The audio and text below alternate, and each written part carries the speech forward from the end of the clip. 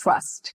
It's a lot like our health. When we have it, we don't give it a second thought. But when we don't, it derails everything.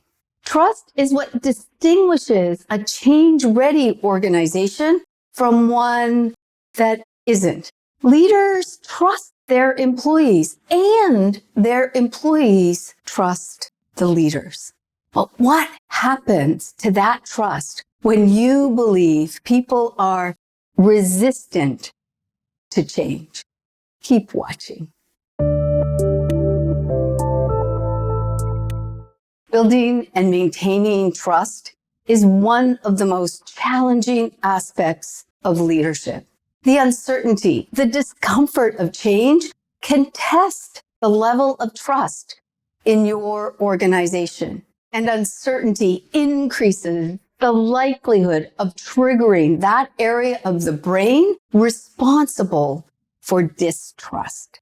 So here are 3 steps that you must take to build and maintain trust, especially when you feel people are resistant to change. Step number 1, demonstrate you trust your employees. Your employees will not trust you unless you trust them first. That means trusting them with information about the change and actively involving them with the decisions that are going to impact their work, their relationships, and their environment.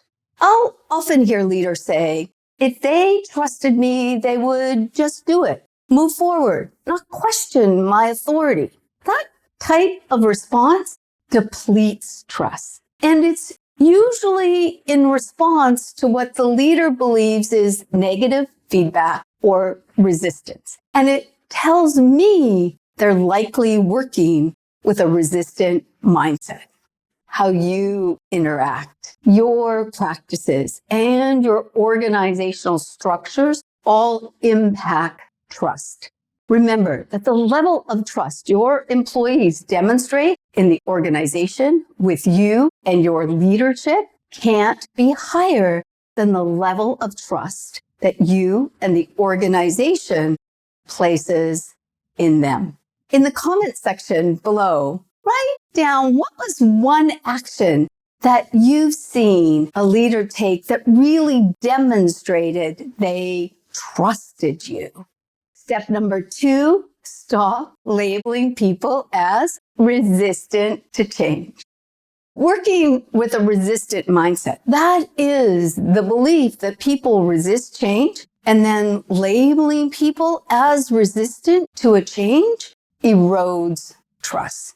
You may have noticed I put resistance to change in quotation marks. That's because resistance doesn't really exist. What most people describe as resistant is usually a symptom of a lack of readiness, or worse, a label that someone has applied because their response or their actions weren't consistent with what you wanted or expected. I did a previous video on the risk of working with a resistant mindset, and I'll post it in the show notes below. Trust requires vulnerability. You must let down your guard and believe that people want to perform at their best and won't take advantage of you or the situation. When you label a group or person as resistant, instead of creating the openness, you shut down and you try to push harder to get through that resistance. This could mean defending your decision or your authority to make the decision.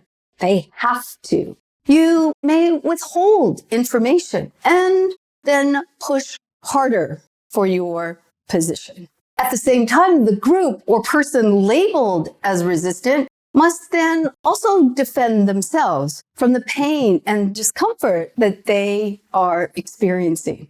The result? Everyone stops listening, communication breaks down, and your change stalls or fails. Now's a good time. If you aren't already subscribed, to hit that subscribe button. And if you're liking this video, hit the like button. It really helps us design the content and support your organizational change efforts. Step number 3, adopt and use the readiness mindset. To focus on building readiness for change. Trust is about risk reduction, the willingness of people to take a risk, to let go of an existing current state and move toward a proposed change increases as their trust in you, the leaders, and the organization increases. Adopting the readiness mindset focuses on building readiness for change, which enables trust. When working with the readiness mindset, you believe that when people believe, when they feel capable and supported, they will move toward adopting something new. Therefore, with the readiness mindset, you focus on understanding the change from the perspective of the people who will do that heavy lifting. You engage in the conversations about the change. You expect and are open to any feedback. You look at feedback and can use the feedback to assess the level of readiness, guide the activities, and prepare people to move toward adopting something new or different.